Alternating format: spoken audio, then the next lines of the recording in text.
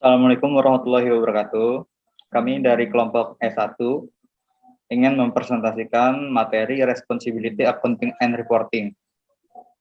Kami yang beranggotakan saya sendiri, Zarhan Febriada, dengan NPM 0221 20175.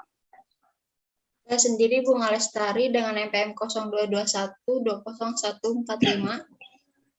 Dengan saya sendiri Lisdianti Apriliani NPM 0221 20144.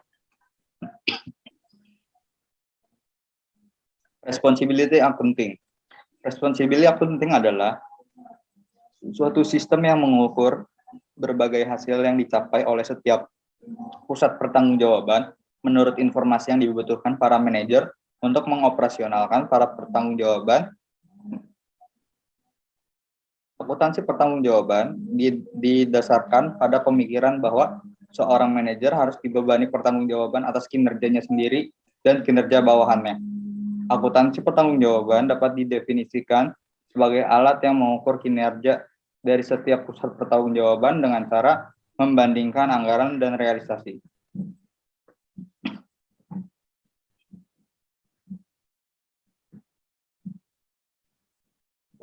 Menurut Rudianto menyatakan bahwa akuntansi pertanggungjawaban adalah sistem akuntansi yang mengakui berbagai pusat pertanggungjawaban pada keseluruhan organisasi dan mencerminkan rencana setiap tindakan setiap pusat tanggung jawab itu dengan menetapkan penghasilan dan biaya tertentu bagi pusat yang memiliki tanggung jawab bersangkutan.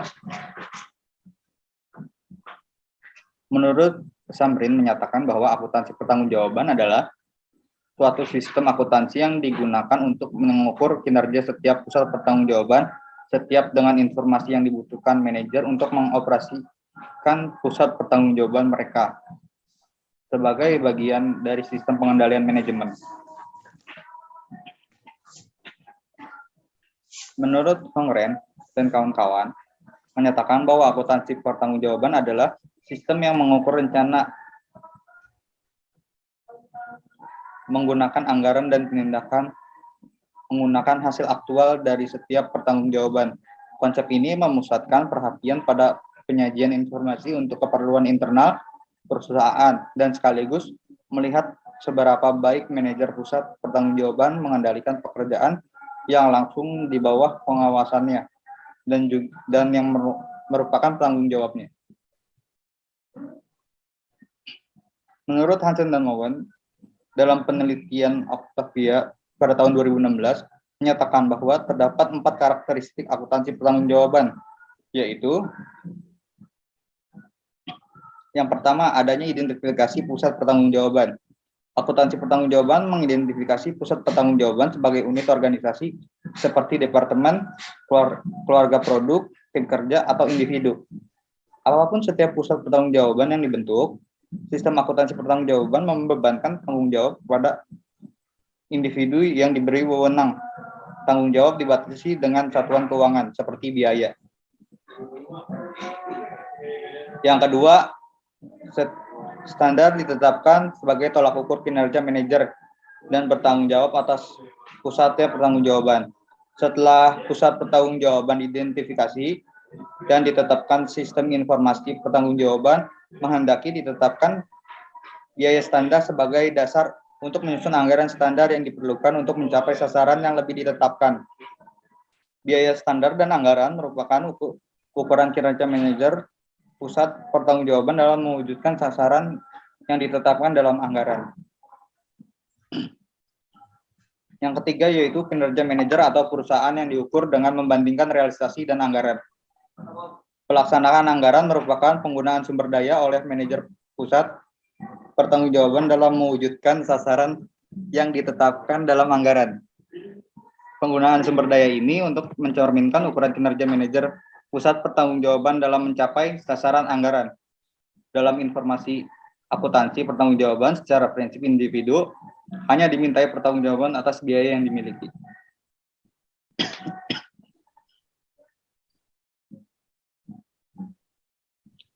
Yang keempat itu manajer secara individual diberikan penghargaan atau hukuman berdasarkan kebijakan manajemen yang lebih tinggi. Sistem penghargaan dan hukuman dirancang untuk memacu para manajer dalam mengelola biaya untuk mencapai target standar biaya yang dicantumkan dalam anggaran.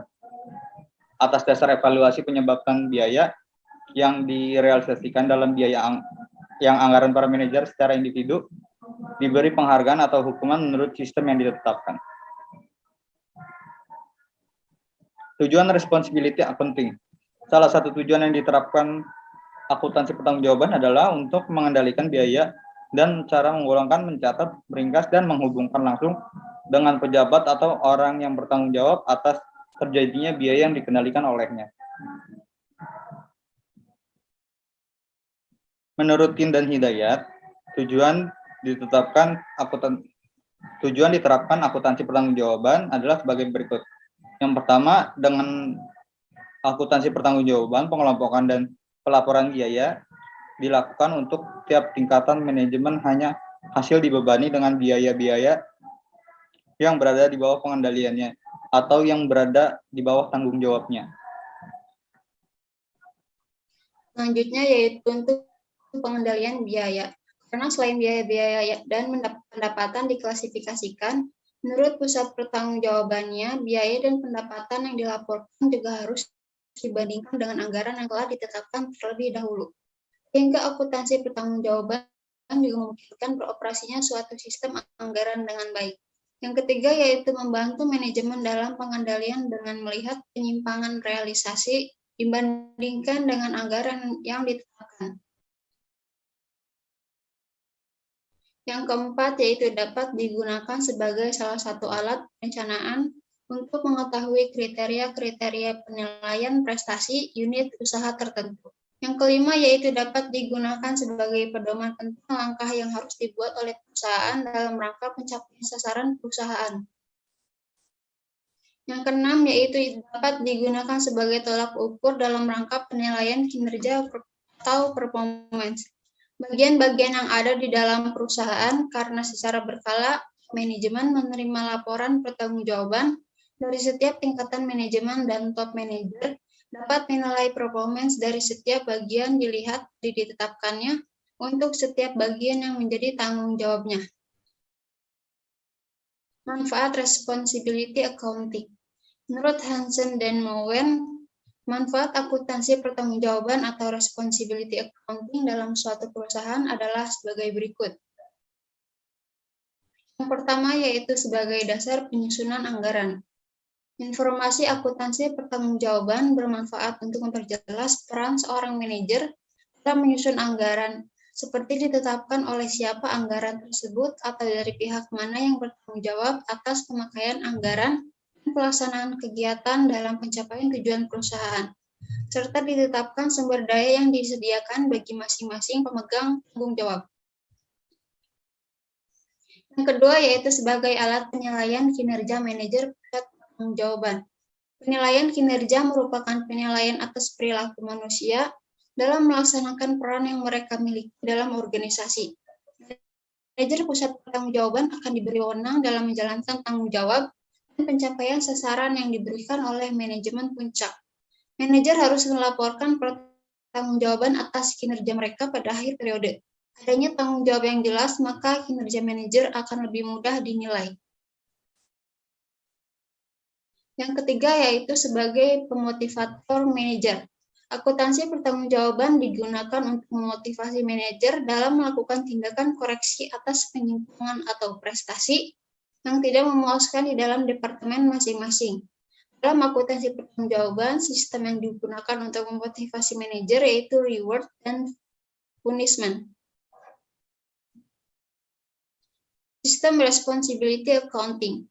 Menurut Vianti dan Tin, sistem akuntansi pertanggungjawaban dibagi menjadi 3 bagian, yaitu yang pertama sistem akuntansi pertanggungjawaban tradisional atau traditional responsibility accounting, yaitu akuntansi pertanggungjawaban yang memfokuskan pengendalian terhadap konsumsi sumber daya oleh responsible manager.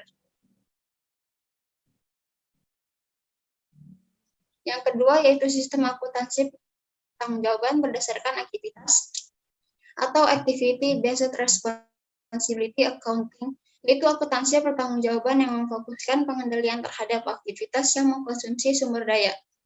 Yang ketiga yaitu sistem biaya standar, yaitu akuntansi manajemen tradisional, menekankan pengendalian terhadap harga pokok penjualan atau produk kos. Yang kedua yaitu responsibility reporting system. Sistem pelaporan pertanggungjawaban mengacu pada penyusunan laporan untuk setiap tingkat tanggung jawab dan bagian organisasi perusahaan. Sistem pelaporan pertanggungjawaban dimulai dengan tingkat tanggung jawab rendah untuk mengendalikan biaya dan bergerak ke atas ke setiap tingkat yang lebih tinggi. Sistem pelaporan pertanggungjawaban memungkinkan manajemen dengan pengecualian pada setiap tingkat tanggung jawab, dan setiap tingkat tanggung jawab yang lebih tinggi dapat memperoleh laporan terperinci untuk setiap tingkat tanggung jawab yang lebih rendah.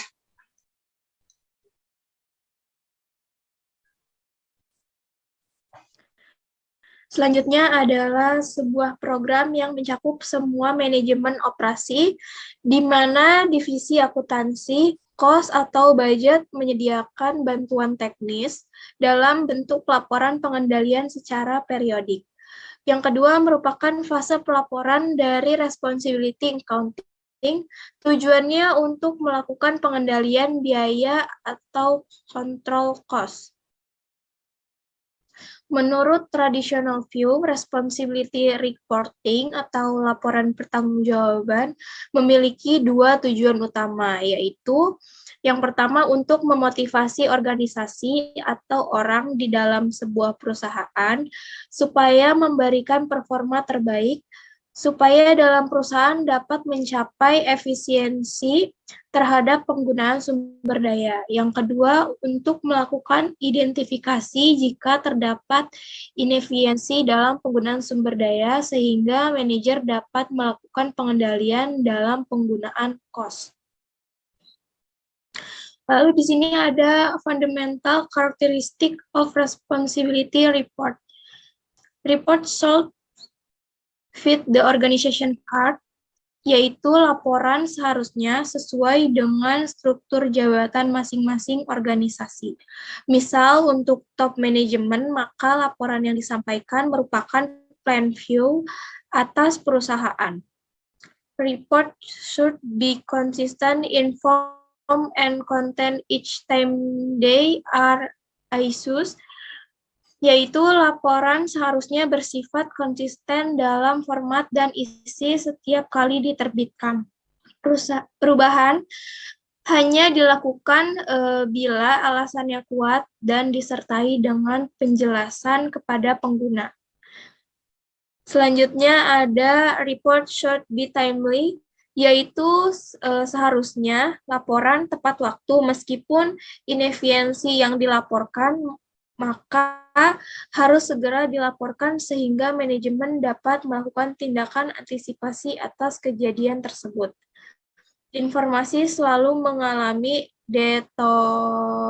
deteriorate terhadap waktu, sehingga informasi yang tepat waktu sangatlah penting dalam pengambilan keputusan. Report should be issued regularly to enhance their usefulness, yaitu laporan seharusnya diterbitkan secara teratur untuk meningkatkan kegunaannya, sehingga manajer akan mengetahui kapan laporan akan tersedia. Report should be easy to understand, yaitu laporan seharusnya mudah dipahami. Jika laporan tersebut memiliki terminologi akuntansi sulit dipahami, maka informasi penting akan selalu sulit untuk dikomunikasikan, atau bisa jadi akan timbul miskomunikasi antara pembuat laporan dan pengguna. Report should be convey sufficient to but not express detail, yaitu laporan seharusnya ringkas namun tidak menghilangkan unsur detail sehingga pengguna tidak merasa berlebihan dalam memperoleh informasi. Dikarenakan jika pengguna memperoleh informasi yang berlebihan bisa membuat pengguna bingung dalam mengambil keputusan atau melakukan tindakan atas suatu laporan. Report should compare actual and budget cost or result, yaitu laporan seharusnya membandingkan antara kejadian aktual yang terjadi dengan anggaran yang telah disusun, sehingga bisa dilakukan evaluasi atas keduanya. Report should be analytical, yaitu laporan seharusnya bersifat analitis, sehingga atas laporan tersebut dilakukan pemahaman atau penelitian lebih mendalam oleh akuntan lainnya guna untuk membuat keputusan selanjutnya. Report for operating management should be stated in physical unit as well as in dollar, yaitu laporan untuk manajemen operasi seharusnya dilaporkan dalam unit fisik bukan dalam kurs mata uang, sehingga manajemen operasi dapat memahami dengan mudah tanpa melakukan penelitian yang lebih mendalam yang dapat menjadikan inefisiensi dalam melakukan tugas manajemen operasi. Yang ketiga, di sini ada flexible budget. Pengertian flexible budget atau anggaran variabel adalah anggaran yang didesain untuk mencakup jangkauan aktivitas yang digunakan untuk mengembangkan biaya yang dianggarkan pada titik manapun dalam rentang aktivitas tersebut untuk dibandingkan dengan biaya sesungguhnya pada suatu perusahaan. Flexible budget adalah laporan yang menunjukkan estimasi besarnya revenue dan cost yang seharusnya pada tingkat aktual aktivitas selama periode tertentu. Menurut para ahli, Darsono Praironegoro dan Ari Purwanti dalam buku Akuntansi Manajemen menyatakan bahwa fleksibilitas anggaran terbagi atas dua anggaran, yaitu yang pertama anggaran statis, yaitu suatu anggaran yang disusun hanya untuk satu tingkat aktivitas. Yang kedua, anggaran fleksibel yang merupakan anggaran yang disusun berdasarkan beberapa tingkat aktivitas. Lalu di sini ada tujuan dan fungsi fleksibel budget. Tujuannya adalah anggaran fleksibel dapat digunakan untuk menghitung tingkat pengeluaran perusahaan pada tiap variabel. Tingkat ini tergantung dengan perubahan aktivitas dan hasil pendapatan yang diperoleh perusahaan. Selain itu, anggaran ini dapat dimanfaatkan untuk membandingkan anggaran perusahaan dengan statistik kerja aktual, sehingga dapat melihat variabel apa saja yang meningkat dan mana saja yang membutuhkan lebih banyak perbaikan. Fungsinya yaitu umumnya anggaran fleksibel dibuat untuk memprediksi dampak perubahan volume dari setiap variabel yang akan berpengaruh terhadap pendapatan dan pengeluaran perusahaan. Biaya variabel juga dijadikan sebagai persentase dari total pendapatan per unit produksi. Jenis-jenis fleksibel budget. Terdapat 3 contoh anggaran fleksibel, yaitu yang pertama anggaran dasar. Anggaran dasar digunakan untuk menghitung pengeluaran berdasarkan persentase dari pendapatan perusahaan. Jenis anggaran ini juga menunjukkan biaya per unit atau persentase penjualan. Lalu ada anggaran menengah, yaitu digunakan untuk menghitung pengeluaran yang melebihi pendapatan suatu perusahaan. Biasanya jenis anggaran ini berdasarkan pada biaya produksi, bukan hasil pendapatan. Lalu ada jenis anggaran tingkat lanjut, yaitu dibuat untuk menghitung variasi dan biaya pada tiap variabel anggaran perusahaan. Anggaran ini juga dapat berubah tergantung dengan pengeluaran aktual untuk setiap variabel. Lalu ada karakteristik fleksibel budget. Karakteristik fleksibel budget yaitu yang pertama memperhitungkan perubahan-perubahan dalam aktivitas yang mempengaruhi cost. Yang kedua memberikan estimasi nilai revenue dan cost yang seharusnya terjadi untuk setiap tingkat aktivitas dalam periode tertentu. Yang ketiga digunakan dalam evaluasi kinerja aktual cost dibandingkan dengan cost yang seharusnya terjadi pada tingkat aktivitas selama periode tertentu, bukan dengan static planning budget. Bentuk fleksibel budget. Bentuk anggaran fleksibel dibedakan berdasarkan metode pembuatannya. Variasi bentuk ini terdiri dari bentuk grafik, formula, dan tabel. Bentuk grafik, yang pertama bentuk grafik. Grafik merupakan bentuk anggaran yang dijadikan sebagai pelengkap dari bentuk formula dan tabel. Metode pembuatan anggaran ini tergantung pada perhitungan, pengukuran kegiatan, dan biaya produksi. Yang kedua ada metode formula, yaitu metode pembuatan anggaran dengan formula digunakan untuk menggambarkan unsur tetap dan unsur variabel yang dimiliki oleh tiap pos biaya. Selanjutnya ada yang ketiga, yaitu tabel. Metode pembuatan anggaran dalam bentuk tabel biasanya dimanfaatkan untuk melihat berapa keseluruhan pengeluaran yang diperlukan dari tiap pos biaya terhadap tingkat kegiatan atau output. Namun, dalam bentuk tabel, unsur tetap maupun unsur variabel tidak digambarkan. Kelebihan dan kekurangan anggaran fleksibel. Kelebihannya yang pertama yaitu menyesuaikan berdasarkan margin, keuntungan, dan biaya.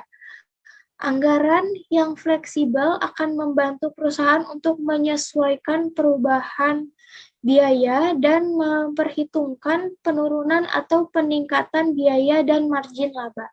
Yang kedua, potensi untuk memaksimalkan pendapatan, yaitu anggaran tersebut dapat menggambarkan peningkatan dari penjualan sehingga mampu memperkirakan di mana saja dapat meningkatkan pemasaran. Yang ketiga, ada peningkatan kontrol biaya, yaitu anggaran yang fleksibel ini dapat membantu perusahaan untuk memprediksi kapan perubahan biaya tertentu harus dilaksanakan, sehingga dapat melakukan penyesuaian terhadap pengeluaran antisipasi terjadi saat penurunan penjualan. Selanjutnya ada kekurangan.